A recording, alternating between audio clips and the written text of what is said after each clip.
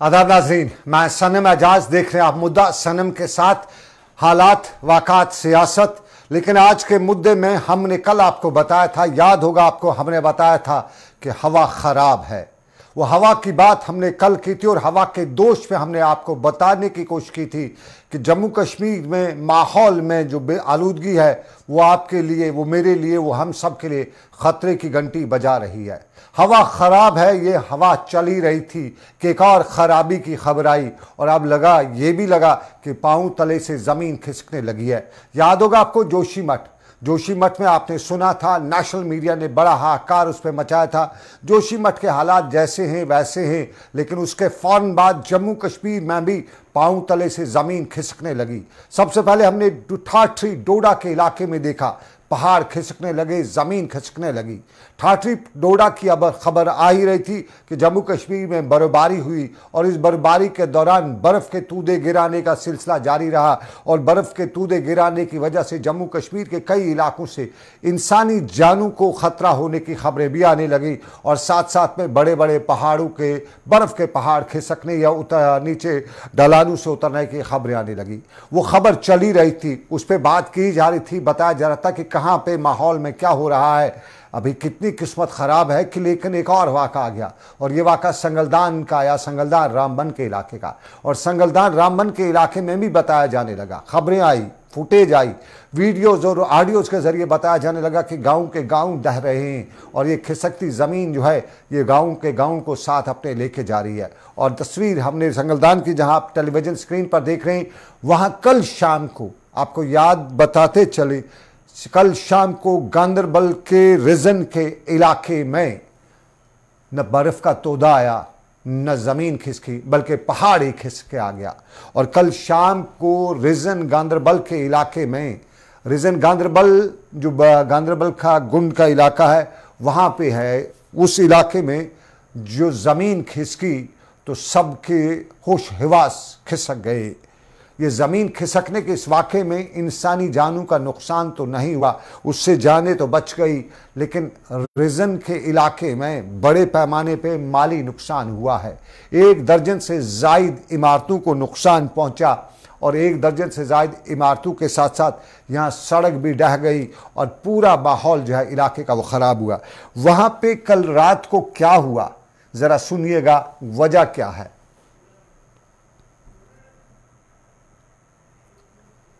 ये तस्वीर आप रिजन के इलाके की सुन रहे हैं, रात देर गए जो तूफान वहां पे आएगा। जरा वहां पे जो लोकल लोगों से बात हुई, 6:30 बजे के करीब आती है। उस टाइम बहुत अंधेरा था, यहाँ पे बर्फ भी थोड़ी थोड़ी गिर रही थी। तो इस लैंडस्लाइड की जद में 5 से 6 मकान, रिहायशी मकान, वो सब इसमें दब चुके हैं अभी तक और लोगों के माल मवेशी कुछ भी नहीं बचा है लोगों के पास अभी तक यहाँ पे। तो ये लैंडस्लाइड इस कारण आती है क्योंकि इससे पहले भी हमने एडमिनिस्ट्रेशन से कहा, ये पीछे प्रोजेक्ट चल रहा है एप्को कंपनी का, उसे हमने कहा कि यहाँ पे ब्लास्टिंग मत करो, ये पहाड़ पूरा खुला है, ये कभी भी निकल के आ सकता है। तो लेकिन हमारी किसी ने आज तक सुनी नहीं। कोई लोग तो यहाँ पे घर छोड़ के भाग चुके हैं, जिनके घरों पे पत्थर 2 साल पहले 3 साल पहले आए थे, उन्होंने घर भी छोड़ के भाग चुके हैं यहाँ से, क्योंकि कोई सुनने वाला ये रिजन का इलाका 6:30 उनका बकौल 6:30 बजे करीब पहाड़ खिसकना शुरू हुआ। लोग नमाज के लिए थे, शाम का वक्त था, हल्की हल्की बारिश भी हो रही थी, बर्फबारी भी हल्की हल्की साथ में थी और फिर ज़मीन खिसकना शुरू हो गई। यहाँ पीछे एक प्रोजेक्ट पे काम चल रहा है। ये प्रोजेक्ट पे जो काम चल रहे हैं ये वादी कश्मीर से लेके खिते चिनाब में हर जगह हो रहे हैं और इन प्रोजेक्टों की वजह से लोग कहते हैं मुसीबतों का सामान का हो रहा है। सलीम वानी गांदरबल से मेरे साथ ज्वाइन करेंगे और उसके बाद नदीम इकबाल मेरे साथ रामबन से ज्वाइन करेंगे, वसीम गतू डोडा से। 3 खितों में ये सूरत-ए-हाल है और हम तीनों से ज्वाइन करेंगे, जानेंगे। सलीम वानी ने मुझे ज्वाइन किया है, बहुत शुक्रिया सलीम। तफसीलात बताइए, कल शाम को 6:30 बजे मुकामी लोग बताते हैं, ज़रा ये बताइए ये रिजन का इलाका जो है ये कहाँ पे है? गांदरबल जो कंगन का कस्बा है, टाउन है, वहाँ से कितनी दूरी पे है और अब तक कहाँ वहाँ पे ना बर्फ़ है ना वाक़ा ऐसा कभी होता था, अचानक क्या हो गया कि यहाँ पे पहाड़ खिसकना शुरू हो गए? देखो सनम, अगर सेंट्रल कश्मीर के सब डिवीजन कंगन की बात करेंगे तो कंगन से ये 30 किलोमीटर दूर है रिजन इलाका है जो यहाँ पे टनल बनती है। उसी के साथ साथ ये जो ऊपर वाला रोड बनता है टनल वालों का, का। इसीलिए लोग गुहार बना रहे हैं कि हमने इनको बोला था कि ये रोड पहले से बनाने से पहले इसकी यहाँ पे एक सर्वे होनी चाहिए। उसके बाद अगर बात करेंगे तो यहाँ पे जरूर जो कल शाम को 7 बजे एक लैंडस्लाइड आई, बड़ी लैंडस्लाइड से 9 से 12 मकान इसके सर पे आए और पूरे से तरफ में नेच तो नाबूद हो गए और करोड़ों रुपया का नुकसान हुआ। उसके साथ साथ अगर हो जाएगा तो 6 घोड़े या उसके साथ साथ ये फारसी आई है या बाकी चाहे है, उसमें साथ साथ बात करेंगे तो इसके साथ साथ अगर देखा जाए तो पूरी तरह से एडमिनिस्ट्रेशन यहाँ पे रेस्क्यू कर रही है। डिप्टी कमिश्नर गांधरबल भी आया है, एसएसपी गांधरबल भी आया है, सारे इस टाइम है। PRO 122 RCC 2 दिन का वक्फा मांग रहे हैं। PRO ऑफिशियल जो रोड क्लियरेंस से श्रीनगर से राजमार्ग या श्रीनगर सोनमर्ग राजमार्ग, लेकिन साथ साथ अगर करेंगे यहाँ पे काफी सारा नुकसान हुआ है लोगों का। 9 मकान नेस्तु नाबूद हो गए हैं जिनका कोई भी चीज और कोई भी सामान घर का नहीं निकला। इसी के हवाले अब गांधरबल का डिप्टी कमिश्नर जिसने अभी यहाँ पे लोगों को एश्योर किया कि मैं आपको गारंटी देता हूँ कि आपको इंसाफ मिलेगा और आपको इमदाद में मिलेगा, और साथ साथ इसने अभी 5 से 6 आदमी जो इसने अपने साथ उठाए और एप्को वालों के पास निकले और वहां पे ये एप्को वालों के साथ डिस्कस करेंगे कि अगर आपको यहाँ पे कुछ करना है सबसे पहले आप लोगों की प्रायोरिटी देखो कि लोगों की लाइफ किस तरह सेफ रहेगी। इसी के साथ साथ एसएसपी गांधरबल भी साथ है, पूरी इंतजामिया, PRO ऑफिशियल, बाकी जो अफसरान है, पूरी तरह से डिस्ट्रिक्ट एडमिनिस्ट्रेशन या SDRF NDRF लोगों का काफी सारा गिला शिकवा जो है एप्को टनल के पास, क्योंकि कहा यहाँ इन्होंने गुहार लगाई थी कि हमको यहाँ पे सलीम भाई, सलीम अभी जो है कि जानी नुकसान की कोई खबर नहीं है, लेकिन एक चीज जो है, एक चीज जरा हमें बताइएगा, क्या सच में कहीं कोई, क्योंकि गांव है शाम के वक्त कोई और तो नहीं, उसके बारे में क्या कहीं इलाके में कोई मिसिंग तो नहीं है?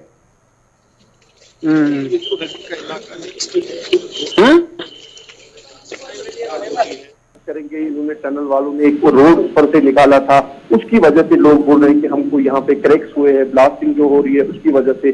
तो अब ये देखना है कि अगर लोगों ने गुहार लगाई थी कि यहाँ पे ब्लास्टिंग हो रही है तो क्यों नहीं इनकी बातों पे गौर किया गया है, ये तो बड़ा सवाल है।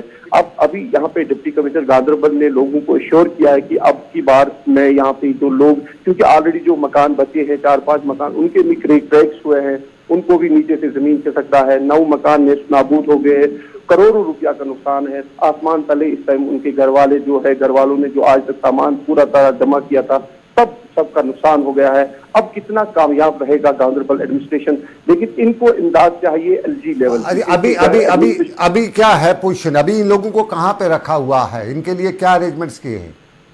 देखो सनम, अगर बात करेंगे लोगों को रहना यहाँ पे टेंट नहीं लगे हैं, क्योंकि जो कुलन का इलाका है या रेजन का गांव है वो इनके रिश्तेदार भी है, लेकिन रेजन के गांव में लोगों के ये जज्बात है, इन्होंने कल शाम को इनको अपने घरों में लिया है और बाज़ाब्ता तौर पर अपने घर वालों के मेंबर की तरह रखा है। कश्मीरी खून में एक सबसे बड़ी बात होती है कि चाहे कोई भी हादसा हो, चाहे वो गैर मजहब की ना हो, यहाँ पे लोग निकलते हैं और मदद करते हैं। लेकिन आखिर कब तक सवाल यह है, आखिर कब तक एडमिनिस्ट्रेशन ने क्या किया इनके लिए?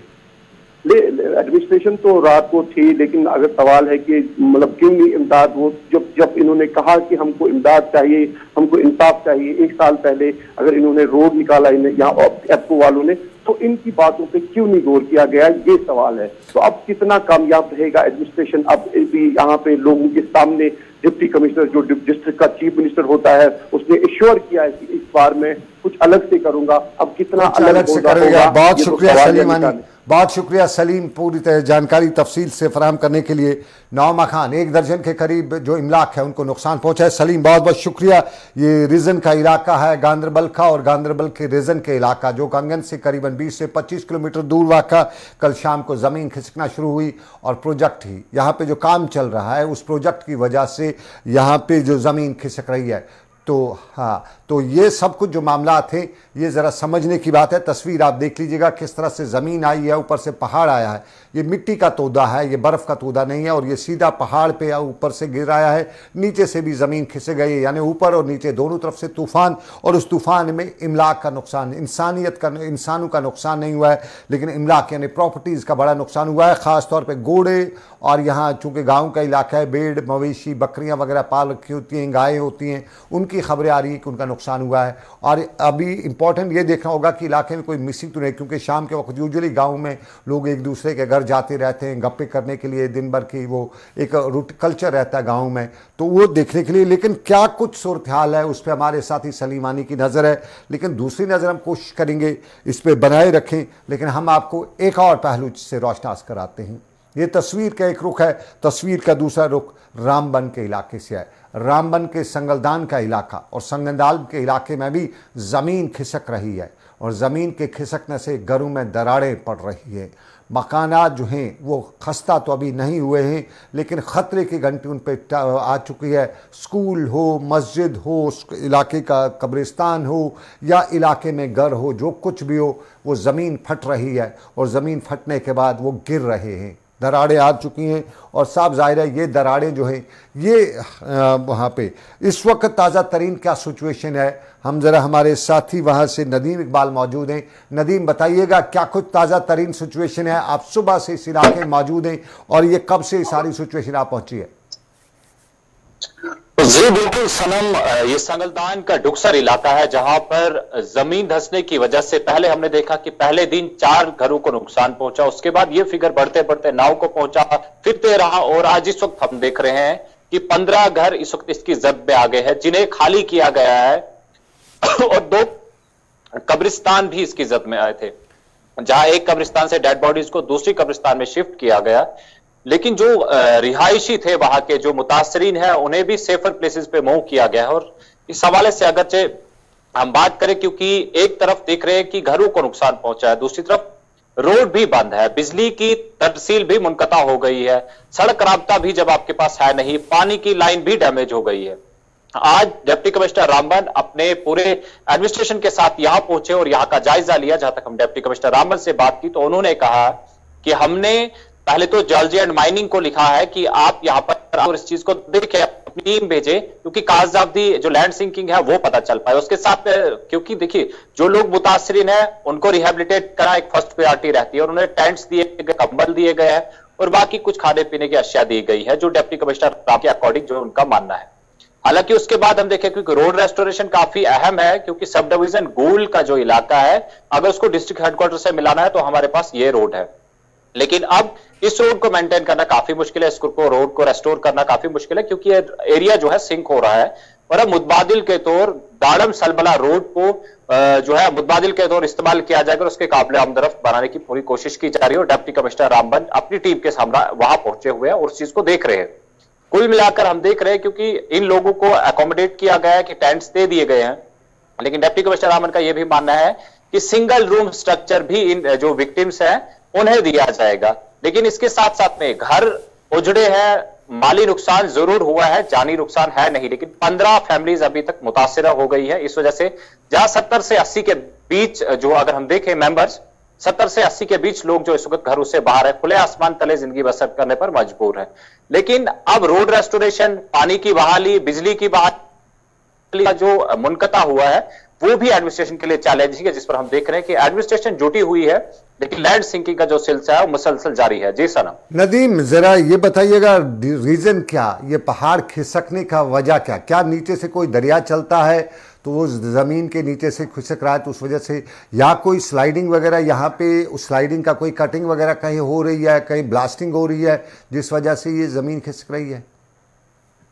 जी बिल्कुल, देखिए सनम, यहां पर नदी नालों की कोई बात है नहीं, स्लाइडिंग का भी हम कुछ कह नहीं सकते, लेकिन जो सिंक हो रहा है इसमें अगर हम देखें, क्योंकि रेलवे टनलिंग का काम भी यहां पे चल रहा है, अभी तो ये कंफर्म है नहीं कि यहाँ पे लैंड सिंकिंग की वजह क्या है, काज क्या है, क्योंकि डिप्टी कमिश्नर रामबन की तरफ से रिक्वेजिशन लिखी गई है कि जनाब आप भेजें अपनी टीम्स को, IIT जम्मू और जियोलॉजी एंड माइनिंग को भी, कि आप अपनी टीम्स भेजें और वो यहाँ पे देखें कि मसला है क्या। लेकिन एक चीज मैं आपको बता दूं, रेलवे टनलिंग का काम चल रहा है और रेलवे टनलिंग के अंदर अगर ब्लास्ट हुआ है, पॉसिबिलिटी है कि उस वजह से भी ये वारदात देखने को मिली है, लेकिन अभी ये फाइनल है नहीं। ये फाइनल अभी होगा जब एक्सपर्ट्स यहां पर पहुंचेंगे और वो इस चीज को देखेंगे कि ये तमाम चीजें किस तरह से रूनमा हुई है, और उसके बाद ही ये चीजें क्लियर हो पाएंगी। लेकिन फिलहाल अभी हम देख रहे हैं कि जमीन खिसकने का सिलसिला जारी है, जहां हमने देखा कि रफ्ता रफ्ता इसने अपने रिहायशी मकानात को अपनी जद में लिया, पहले 5, फिर 9, फिर 13 और अब 15। तो कुल मिलाकर 2 कब्रिस्तान भी इसके साथ में इसकी जद में आए हैं। तो अभी हम देख रहे हैं कि यह सिलसिला चला जा रहा है और रिहायशी मकानात जो इसकी जद में आ रहे हैं उसका फिगर भी रोज बरोज बढ़ता जा रहा है। और पिछले 3 दिनों से हमने देखा है कि 5, 9, 13 और 15 आज की डेट में, और आज शाम होते होते किस तरह का यह मंजर रहेगा ये कहना अभी का बलद वक्त होगा। थोड़ा सा ये बताइएगा, गांव कितना बड़ा है और अभी और कितनी आबादी है गांव में, या सिर्फ इतना छोटा सा 15 से घरों का गांव है, या और पास वाले गांव में क्या सूरत हाल है? वहां कोई मूवमेंट वगैरह इस तरह की जमीन की तो नहीं देखी जा रही है? जी बिल्कुल, देखिए मैं आपको एक चीज बता दूं सनम, क्योंकि पहले दिन जब हमने देखा था तो रोड का जो इसमें स्ट्रेच था लगभग 200 या 250, 300 मीटर के आसपास था, लेकिन आज हम देख रहे हैं कि जब ये सिलसिला चलता आ रहा है तो ये कहीं ना कहीं अपने दायरे को भी बढ़ाता हुआ नजर आ रहा है। यानी आज 500 मीटर के आसपास रोड इसकी जद में आ रही है, और जहां हम गांव की बात करें तो गांव बहुत बड़ा है, लेकिन अगर ये सिलसिला ज्यादा बढ़ता है तो जाहिर सी बात है मजीद जो रिहायशी मकानात इसके आसपास में है वो भी इसके जद में है। लेकिन फिलहाल 9 के बाद 13, 13 के बाद 15 और 15 घरों के रिहायशी मकानात के साथ साथ 2 कब्रिस्तान भी इसकी जद में आए हैं। और अब यहां हम देख रहे हैं कि रिहायशी मकानात के साथ साथ में बिजली की तरसीली लाइन, पानी की सप्लाई और रोड कनेक्टिविटी भी मुनक़ता हो गई है, जो सब डिवीजन गोल के लिए एक चैलेंजिंग रहेगा एडमिनिस्ट्रेशन के लिए कि किस तरह से इन तमाम चीजों को रेस्टोर करते हैं ताकि लोगों को किसी तरह की मैं लास्ट पे आपसे जानना चाहूंगा जो यहाँ पे घरों से निकले हैं लोग, उनके लिए एडमिनिस्ट्रेशन ने क्या किया है? पिछले दिनों स्कूल किसी में रखे हुए थे, क्या आप भी उसी स्कूल में, और फिर इस दौरान उनके गर्मी के क्या अरेंजमेंट्स किए हैं? जी बिल्कुल सनम, देखिए टेंट्स वगैरह उन्हें प्रोवाइड किए गए हैं, और कुछ लोग जो है खुद जो मकामी लोग हैं वो सामने आए और उन्हें भी अपने घरों में कुछ लोगों को जगह दी है, पनाह दी है। लेकिन ये सिलसिला अभी हम देख रहे हैं कि टेंट्स फराम भी किए जा रहे हैं, कुछ कंबल वगैरह भी फराम किए गए हैं, और ये सिलसिला अभी चल रहा है। और लैंडस्लाइडिंग दूसरी तरफ हम देख रहे हैं कि रुकने का नाम नहीं ले रही है, जो लैंड सिंकिंग का सिलसिला है वो भी बराबर देखने को मिल रहा है। नदीम, बहुत शुक्रिया पूरी जानकारी फराहम करने के लिए, आपने हमें पूरी तफसील से बताया। लेकिन एडमिनिस्ट्रेशन क्या कर रही है? डीसी रामबन मसरत इस्लाम जो हैं वो इलाके के दौरे पे गए, अभी नदीम के साथ वो इलाके, नदीम ने वहाँ पे उनसे बात भी की। ज़रा मसरत इस्लाम को सुनते हैं, वो क्या बता रहे हैं, किस तरह की सिचुएशन है और क्या इस सारी सिचुएशन को टैकल करना है, वो ज़रा उनसे सुन लीजिएगा। 17 तारीख को हमारे एसडीएम साहब ने रिपोर्ट की, उनको फील्ड रिपोर्ट जब मिली कि दुक्सर इलाके में सिंकिंग हैज़ बीन रिपोर्टेड, तो जो हमारी सब डिविजनल एडमिनिस्ट्रेशन है, डिस्ट्रिक्ट एडमिनिस्ट्रेशन है, वो इमीडिएटली जो है एक्टिव हो गई एंड स्पॉट विजिट्स किए हमने। इनिशियली इसमें पहले 4 फैमिलीज इम्पैक्ट हुई थी और उन्हें हमने सेफर जोन्स में रिलोकेट किया था। Yesterday further sinking was noticed, और उसके बाद जो बाकी भी फैमिलीज थी, कोई 9 फैमिलीज, वो हमने शिफ्ट कर दी। आज मैं स्पॉट पे खुद आया हूँ और आई हैव बीन अपडेटेड कि 2 मोर फैमिलीज जो है वो इसमें इम्पैक्ट हुई हैं। अभी हमारे पास 15 फैमिलीज जो है वो हमने रिलोकेट की हुई हैं। Under the red cross fund हमने जो है टेंट्स, यूटेंसिल्स, ब्लैंकेट्स, क्योंकि अभी ठंड का मौसम है, वो इनको प्रोवाइड करके सेफर जोन्स में लिया है। Sub divisional administration is led by our SDM Tanveer sahab. उसके अलावा इनके जो रिलीफ केसेस हैं उसके लिए मैंने डायरेक्शंस दी हैं कि आप इमीडिएटली जो है वो रिलीफ केसेस जो है वो प्रोसेस करें, ताकि it goes to the STRF headed committee by ADDC, ताकि हम इन केसेस को भी बेस्ड ऑन नॉर्म्स क्लियर करें। उसके अलावा मैंने एसडीएम साहब से और अपने एग्जीक्यूटिव इंजीनियर पीडब्ल्यूडी जो खुद यहाँ पर फर्स्ट हैंड अप्रेजल के लिए आए हैं, उन्हें डायरेक्शन दी है कि वो एटलीस्ट 1 रूम बेस्ड जो प्रीफैब स्ट्रक्चर्स हैं वो बनाएं, ताकि हम इन्हें टेंट से उनमें शिफ्ट करें टिल 1 रूम प्रीफैब स्ट्रक्चर्स इनको देंगे। ये डीसी साहब के अहकामात हैं। लेकिन ज़मीन खिसक रही है, हवा में खुनकी है, हवा ख़राब है, ज़मीन खिसक रही है। ये तौबा की बात है, तौबा करने के लिए ज़रूरी है, क्योंकि न जाने क्या हो चुका है। जोशीमठ से कहानी शुरू हुई थी, जोशीमठ का हाल क्या है, उसके बाद हाल अहवाल जम्मू कश्मीर का। और ये तस्वीर जो है ये आपको ठाठरी के इलाके की है, ठाठरी डोडा का इलाका, और यहाँ पे भी ज़मीन खिसक रही है, यहाँ खिसक चुकी है ज़मीन का, पूरे गांव का गांव खिसक चुका है। और उस गांव में ये सूरत हाल जो है ये तस्वीर में साफ तौर पे नज़र आ रही है। वहाँ पे इंतज़ामिया ने क्या अरेंजमेंट्स किए, वहाँ के लोग कहाँ पे रहते हैं, अभी क्या सिचुएशन है, अपडेट हम देंगे आपको, क्योंकि ये डराने वाली बात नहीं है। लेकिन कहीं न कहीं हमारे इस सारे सिस्टम में या हमारे पूरे इलाके में या जम्मू कश्मीर में कहीं न कहीं खौफ भी है, डर भी है। ये तस्वीर आप देख रहे हैं, ये वो तस्वीर हैं जो पहाड़ खिसकने से, ज़मीन खिसकने से इलाके में जो घर वगैरह हैं वो ढह गए हैं। तो हमारे साथ वसीम गत्तू हैं इस वक्त मौजूद। वसीम, बहुत शुक्रिया, आपने इस पूरे स्टोरी को फॉलो किया, मौके पर गए, वहाँ लोगों से बात की।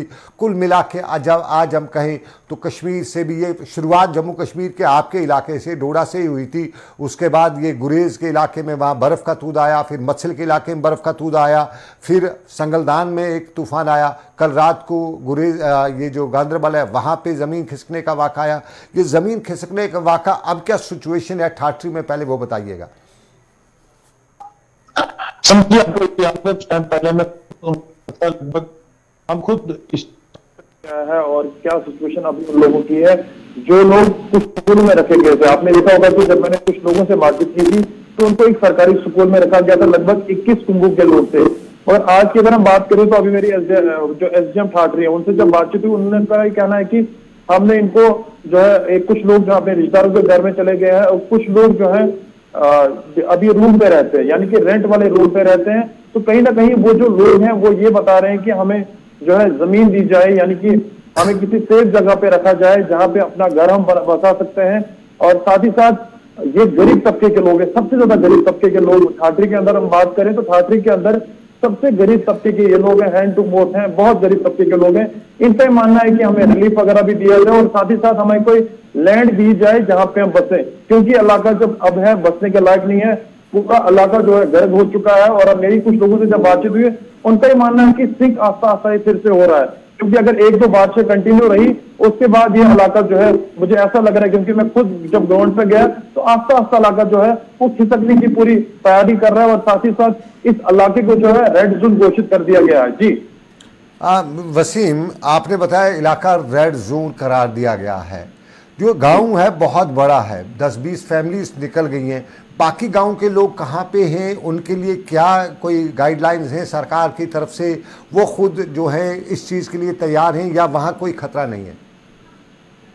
देखिए, कुछ लोग जो है सेफ भी हैं, मगर कुछ घर जो है इसकी चपेट में जरूर है, क्योंकि इसके साथ जो इलाका है वो इलाका ऐसा लगता है, क्योंकि जिस लोगों से मेरी बातचीत हुई वो काफी डरे हुए हैं। उनका मानना है कि इस इलाके के अंदर भी ये तस्वीर नहीं पहले देखने को मिल रही थी, मगर ऐसा हमको लगता है कि ये तस्वीर हमारे घरों के अंदर भी आ सकती है। ये तस्वीर हम भी देख सकते हैं आने वाले टाइम में, क्योंकि डरा वो पूरा इलाका है, मगर एडमिनिस्ट्रेशन उसको खुद मॉनिटर कर रही है। और मुझे ऐसा भी लगता है जिस तरह से यहाँ पे टीमें भी आई हुई है, नेशनल डिजास्टर मैनेजमेंट की टीम भी यहाँ पे कल वापस चले गई है, और उससे पहले जो है जम्मू यूनिवर्सिटी की टीम भी यहाँ पे आई थी, जिनने पूरी सिचुएशन को मॉनिटर किया था और यहाँ से सैंपल वगैरह भी लिए हैं। और आने वाले टाइम में मुझे लगता है कि ये भी देखा जाएगा, जिस तरह से खंगालने की पूरी कोशिश की जा रही है कि किस कारण ये हादसा वहां पे पेश आया। और हम ये भी देख सकते हैं कि आने वाले टाइम में जिस तरह से एडमिनिस्ट्रेशन इस टीम को यहाँ पे ला रही है, उनको विजिट करवा रही है कि किस कारण ये हादसा यहाँ पे पेश आया, और पूरी सिचुएशन हम खुद भी मॉनिटर कर रहे हैं। और आने वाले टाइम में ये लग सकता है कि किस तरह ये हादसा वहां पे पेश आया। एडमिनिस्ट्रेशन पूरी इन लोगों के हक में है। Wasim, geological survey of India की टीम आई हुई थी वहाँ पे, जम्मू यूनिवर्सिटी के एक्सपर्ट्स गए हुए थे, वो क्या बता रहे हैं? कुछ उन्होंने बताया मीडिया को या किसी जगह कुछ बताया क्या? अंदर से कुछ खबर निकल के आई कि रीजन क्या है इस जमीन के सिंकिंग का? देखिए, अभी बताना मुश्किल होगा, क्योंकि वहां पर आर्टिकल लगाई जा रही है। कोई ये बता रहा है कि यहाँ पे ब्लास्टिंग का काम हो रहा है, कोई ये बता रहा है कि टनल का काम हो रहा है। ये बताना अब मुश्किल होगा, क्योंकि जो सर्वे की टीम जो वहां से विजिट उन्होंने यहाँ का किया है, वो जब रिपोर्ट एडमिनिस्ट्रेशन को देंगे उसमें ये देखना होगा कि क्या उस रिपोर्ट में दिया जाता है, क्या किस कारण वहां पे हादसा पेश आया होगा। मगर लोग जो वहां के हैं उनका एक ही कहना है कि हमारा जो आशियाना है वो हमसे चले गया है, हमें कोई अच्छी जगह पे बताया जाए जहां पे हादसा पेश नहीं आए, क्योंकि वो इलाका जो है अब बचने के लायक नहीं है। जिस तरह से मैंने पहले बताया कि आस्ता आस्ता ठीक हो रहा है। आपको याद होगा जब बगलिया डैम बना था और पुलडोडा का इलाका जो है वो पूरा जो है वो इलाका जो है बिगड़ गया था। उस इलाके की कंडीशन अभी भी आप देखेंगे तो थोड़ा हट के तस्वीरें, क्योंकि वो इलाका जो है इसी चपेट में आया था। पानी का लेवल जब बढ़ गया था और वो इलाका जो है पूरा खाली करवा दिया गया था, और वहां के जो लोग हैं उनको बताया गया था, तब की जो सरकार थी उनको बताया गया था कि आपको रिहेबिलिटेट दूसरी जगह पे किया जाएगा। मगर आपकी जानकारी के लिए बताना चाहूंगा, उस इलाके को अभी तक रिहेबिलिटेट नहीं किया गया है। उस इलाके को, पुलडोडा को अभी तक रिहेबिलिटेट नहीं किया गया। वसीम, आपने पूरी जानकारी दी, पुराने हिस्ट्री के पेज भी खंगाले, आपने बता दिया, तारीख में भी कुछ लिखा है। बहुत शुक्रिया आपका वसीम गत्तू ने हमें तारीख भी याद दिला दी। उन लोगों को तारीख याद दिला दी जिन्होंने वादे किए थे। पुलडोडा का जब डैम बना था, पुलडोडा की बस्ती खिसकी थी और तब सरकार ने बताया था कि हम आपको रिहेबिलिटेट करेंगे। उस रिहेबिलिटेशन का वादा वसीम ने याद दिला ही दिया। शुक्रिया, उनको भी याद होगा, वो जो उस वक्त वज़रा थे, उस वक्त जो सरकारें थी, उनको याद आ गया होगा। और आगे भी वो सरकारें आएंगी, आगे भी वोट के लिए आएंगी, लेकिन वादे अवाम जो है शायद भूल जाती है, सर ये लोग नहीं भूल जाते हैं। तो ये वादों की बात है। आज की डेट में एलजी एडमिनिस्ट्रेशन क्या करती है इसके लिए हमें इंतज़ार करना पड़ेगा, लेकिन साफ जाहिर है कुछ है, हवा में खुनकी है, हवा ख़राब है, पाँव तले से ज़मीन खिसक रही है, ये सब कुछ। और उस पर माहौलियात और माहौल, ये सब चीज़ें जम्मू कश्मीर में देखने को मिल रही हैं और इन सब में तौबा इस्तग़फ़ार की ज़रूरत है। तो बताएं, आपको देख रहे थे आप मुद्दा सनम के साथ। फ़िलहाल आज के मुद्दे से बस इतना ही। मुझे आज के मुद्दे से दीजिए इजाज़त। मोहसिन खान के साथ साथ शाहिद खान मेरे रहे आज के पैनल प्रोड्यूसर। तो दीजिए इजाज़त, अल्लाह हाफ़िज़।